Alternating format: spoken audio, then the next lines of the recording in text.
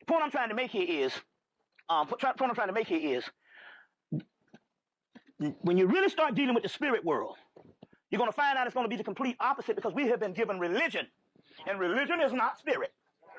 No matter how much it makes you feel good, it's not spirit. And the only feeling good is you are spiritual beings, and you need something to feel good, so therefore only what you're programmed by is why you feel the way you do. But religion is only inspiration. You see what I'm saying? So I knew that the brother, when he was talking that, he was religious. And religious say that it's all about your behavior. And I'm trying to tell you, I've been communicating with these spirits day and night, and not once did they ever say, Bobby, you need to stop cursing. Or Bobby, you need to not take this here. And they require this. You know, I one time,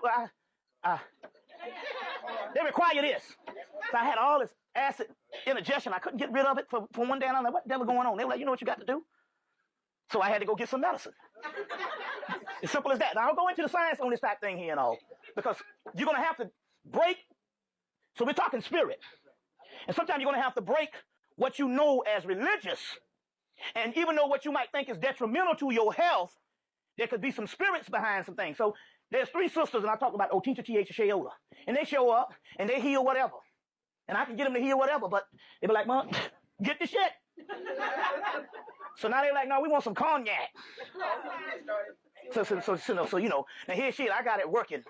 And my mate, she gonna come in with some expensive taste and start giving these damn spirits some high-end shit. You see what I'm saying? Messing up my flow. So now all of a sudden, now they want cognac. Or they wanted some, Don Quavo. What's that? Quavo Gold. They don't want the regular tequila. They want the Quavo Gold. You see what I'm saying? So I'm like, I had them going off the shit when I get up the street. I live in the hood. Now you done raised the bar. It's becoming quite expensive. You see what I'm saying? So what I'm trying to say here is, we have all been programmed to think what we think is spiritual is based on a person's behavior before you, and that's not spiritual. I went to college for 8 years. I went for 4 years, and then I went for another 8 years just to have a place to stay. 3 hots in a cot. Take 15 hours.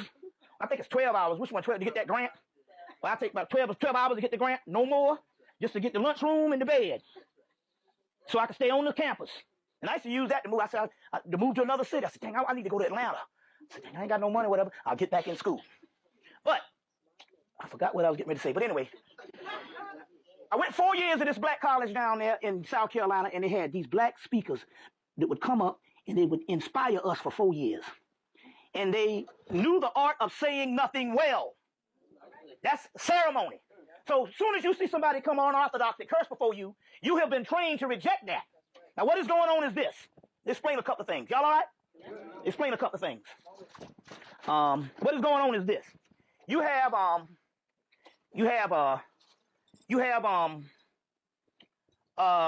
the subconscious mind. You ever had some people, and some of you might know this because this probably happened in the last couple of years. They've been going all this black conscious stuff. They've been going all this Afrocentric stuff, and they know that all this, the origin of their religion started in Africa, started in Kemet. And after they learned all of that, they went back up in the church, singing on the choir.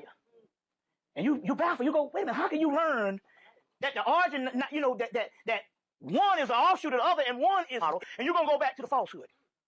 That is because you must understand the subconscious mind. The subconscious mind creates what you put. It's programmed with what initial information is put into it. The original information, the initial programming. You see, in its inception, and it takes that programming and believes it to be real, and it works on that initial state of what was programmed into it to bring you what you want. So it gives you reality from the very first thing that you program it with. And that you program it with could be wrong information. But it only deals with the reality in which it is programmed in, so therefore it runs off of the wrong information like it's reality. And when you put the right information in it, it will reject the right information until you get that initial programming out. So what has happened here is some of the people who have gone and learned all this stuff did not somehow internalize it and destroy the initial programming, and so it only became data. And it never seeped through to conquer the initial wrong programming. So after a while, after a couple of years, after certain lecture circuits shut down and they don't see the people no more, doing lectures or new information coming out, they're going back to the church. And you're baffled because you don't know what the hell happened. And because you were taught something as a child, doesn't necessarily make it true. The first thing people say, well, why are you going to tell me that? My mom and my daddy learned this. My mom and my daddy taught me this. You know what I'm saying? So you say, how can I get rid of this here? I've been knowing it all my life. You understand how that goes? It doesn't necessarily make it right. You get where I'm coming from? So that's called the initial greeting. And you have to somehow, your cup is running over with ignorance. So you have to dump that out to get the fresh information. And so it's a series of programs. And you must do this now with the very essence of everything that you think is right and good. You see what I'm saying? So because you got a group of slangs that somehow your parents told you this, oh, that's bad. And you're still functioning on this now, 40 plus, 50 plus. It's because of initial programming. Now over here, I'll give you an example. Over here, we can say the word bloody, and it won't mean anything. But if you go to Britain and say the word bloody, you just as well said, you no good bastard. You understand where I'm coming from? So what is reality is only what you are programmed to say. So it's the same thing if you would go to the bush in Africa and you say, you no good bitch, you bastard. To the Twa people, they might laugh at you because they don't understand, they don't grasp the concept of that being offensive. So it's only relative to what you were initially programmed. And that's why we said that the only one that you will take offense to is damn. And that's that you don't take offense. You can say it in the pulpit. The preacher can say, don't give a damn. And they go, well, go ahead on, preacher. And it is the only one that is the curse word based on when you want to say the word curse as far as damning someone. And then you have to use it in a certain function for it to be a curse. So is it by definition of the word, except when you say curse word or profane? Well, we want to deal with the profane. I'm just trying to say here is we have to get out of the programming of what we would have as religion. So I could come here and give you this straight-laced simulation of being spiritual and take all your money and get caught in the bed screwing your damn daughters and incest and all kind of crazy stuff, but you bought it. You see what I'm saying? I want to preface that. I'm not talking about me screwing your daughters. I don't want to get it that Bobby went up to Philadelphia and said he wanted to screw your daughters. You see what I'm saying? You know what I'm saying? I'm not talking about that. I'm just trying to say we get these shysters year after year after year been getting over on you since before slavery. And all because they came and said something in the package in which you were programmed to believe that they were spiritual. You see what I'm saying? And the prostitute might have the key to your salvation and you walk over her. Because you are programmed to think the spirit has something to do with behavior, and behavior never existed. Everybody in this room, you've never existed. So I said I was going to give you the concept on how you can start loving yourself. You start loving yourself by not identifying yourself with the physical body that you think you are. You are not your physical body. And I know what I'm talking about. In 2002, on October the 16th, I was sitting in the chair, and I went to know self. That's the spiritual level where you go and you neutralize your spiritual self. So Bobby Hemmit no longer exists, and I felt alone for a couple of minutes. But then I realized how stupid it was, because my soul was outside, and my soul was identifying with its original self, and my physical body was just a series of illusions that never existed. So now if you can get to the point where you can devalue your physical self and every little thing that you hold dear in your life, including your family and everything, and understand that you are completely cosmic, you see what I'm saying? Then you can neutralize your ego enough that you don't have to be over here player hating on somebody because they bought a brand new fur coat. It's just a series of events that never existed. We never existed. This is the ultimate reality that we got to say over and over, because at this particular time, we're being judged by what is called the apocalypse of the heart. The apocalypse of the heart chakra and the heart and all. And that's what we're dealing with at this particular time. So when you do this, we can get past what person comes and behaves a certain way. You see what I'm saying? So there was a method to the madness, whereas when I became more and more spiritual, I became more and more foul-mouthed. So what the devil is going on? And that's because of the training was being passed off. I was actually neutralizing, but the spirit was saying that you're going to need this to teach the people. Because most of the people that you think are spiritual are not spiritual. They've only convinced themselves that they're spiritual, but they are more religious. And that's a series of inspirational ceremony, and obviously it ain't working up a damn, because it's your sons and daughters, especially your sons, that's locked up in prison. It's your community that's run by every other race but you, and giving you goods and services. But yet we got a church on every damn corner. You see what I'm saying? A church on every corner. And out of all the spirits that have showed up over the course of years, at first it was the generic names of the original ones that we know, and then the new names, I never heard of Jesus show up. So now, bringing back to the first point, what I noticed when I let myself go and just gave, that's what you get in the Bible. You let go and let God. Well, let me tell you what that really means. So let go and let God, they're really talking about let go of all of this intellectual deep shit that you think you're doing.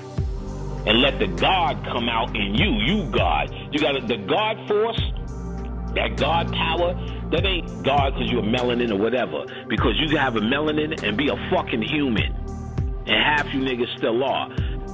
Melanin, chakras, pineals, kundalini, all the good shit, and be a fucking human. You can have a race car in your garage, but only drive it to the Quickie Mart. And that don't make you a race car driver. Until you using it on the racetrack, then you can be called yourself a race car. Until you have a motherfucking race in that car. And you got a car, but that don't mean you racing it. So you got melanin, kundalini, pineal. That don't mean you using it. The God is a mindset. And that mindset is beyond human. That's why you understand the mind of God. If you think like a human, that's what that means. If you think like a human, you won't understand the mind of God. Like half your friends don't understand you right now. You said, I try to explain, Patty, you just don't get it. They don't understand the mind of God. You have the mind of God. Because it's your thinking that makes you God. God is a frequency. And here's the news. That's not the end game. The God frequency is just the highest thought in this reality. They have codes for higher thoughts. Those are called chaos beings, which all forms of creation or potential creation, that's called potential energy. That energy can become anything. Creative energy is already spent energy. It's energy that already has a definition. A cat, a rose, a hat, a dog, a flea, a tick. Those are creative energies that already have a designation, either kinetic or actually spent energy. Potential energy is like electricity. It can become any appliance that you plug into. We are chaos beings. Our melanin is the substance of chaos beings that have not only a reality in here as physical and spiritual, but a reality in the ancient world. It is the primordial substance that dominates all substances. But it needs to be spiritualized with your thoughts. And you have not done that because you think like a human. You think about your job and how to win. You don't think, and you do have to do that. But you don't put that in this small category. So when you let God out, these things will start to, these minor things called your job, your mortgage, your rent, your kids, the police, taxes, court, and all the rest of that shit becomes a small thing. Because in your mind, you think it's your greatest challenge on planet Earth. It is. But your real greatest challenge is to get in touch with your divinity. So you have to lose yourself in all of these symbols, all of these deities, all of these mythologies, all of these lectures. Figure out how to fucking heal yourself with peach soda. You